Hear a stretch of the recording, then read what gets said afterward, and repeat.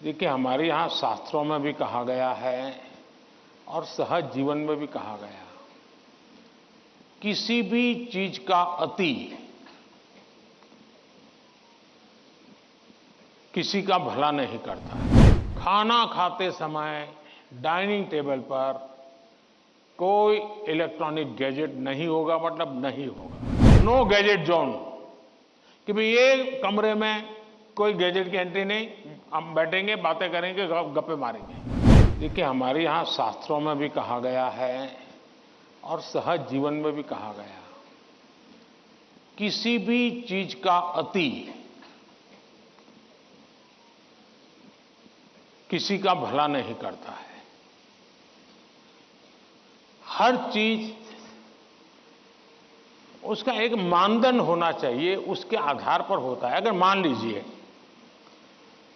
मां ने बहुत बढ़िया खाना बनाया है, न्यूट्रिशन की दृष्टि से रिच है, टेस्ट आपकी पसंद का है, समय भी खाने का है, लेकिन बस खा रहे हैं, खा रहे हैं, खा रहे हैं, मां परोसती जा रही है।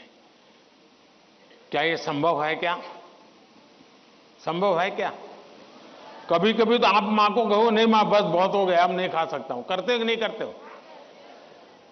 आपकी प्रिय खाना था, हर प्रकार से न्यूट्रिशन वैल्यू वाला था, वो समय भी ऐसा था, खाने का वक्त था, फिर भी एक स्टेज आ जाता है जब वो खाना आपके लिए तकलीफ कर सकता है, वॉमिटिंग करवाएगा, हेल्थ खराब कर देगा।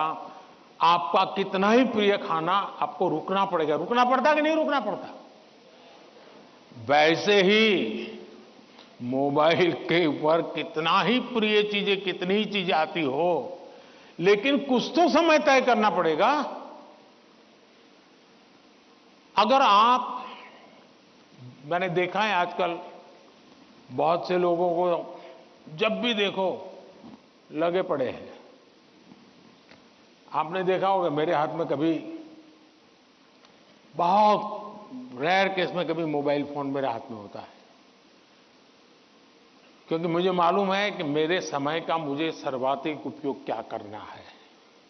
जबकि मैं ये भी मानता हूं कि इंफॉर्मेशन के लिए मेरे लिए एक बहुत आवश्यक साधन भी है, लेकिन उसका कैसे उपयोग करना, कितना करना, इसका मुझे विवेक होना चाहिए। और ये दोनों जो पेरेंट्स की चिंता है, वो इन दो की नहीं है, हर पेरेंट्स की चिंता है। शायद ही कोई अपवाद होगा जो मां बाप खुद भी दिन भर मोबाइल में अटके रहते होंगे ना, वो भी चाहते होंगे कि बेटा इससे बचे। और आपने देखा होगा, सबसे बड़ी बात, आपके जीवन को बहुत कुंठित कर देता है जी। अगर आप परिवार में देखोगे तो घर के 4 लोग 4 कोने में बैठे हैं और एक दूसरे को मैसेज फॉरवर्ड करते हैं, उठ करके मोबाइल नहीं दिखाते कि देख मैंने ये आया है, तुम देखो। क्यों? सीक्रेसी। ये इसके कारण एक बहुत बड़ा अविश्वास पैदा करने में ये भी एक साधन बन गया आजकल। अगर मां ने मोबाइल फोन को हाथ लगा दिया, बस आ गया घर में तूफान। तुम कौन होती मेरे मोबाइल को हाथ लगाने वाली? यही हो जाता है। मैं समझता हूं कि परिवार में कुछ नियम होने, जैसे खाना खाते समय डाइनिंग टेबल पर कोई इलेक्ट्रॉनिक गैजेट नहीं होगा, मतलब नहीं होगा।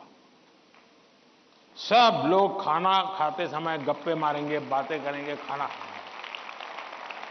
ये हम डिसिप्लिन फॉलो कर सकते हैं जी।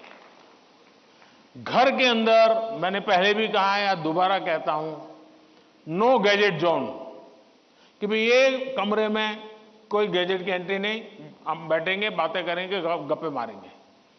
परिवार के अंदर वो ऊष्मा का वातावरण उसके लिए जरूरी है।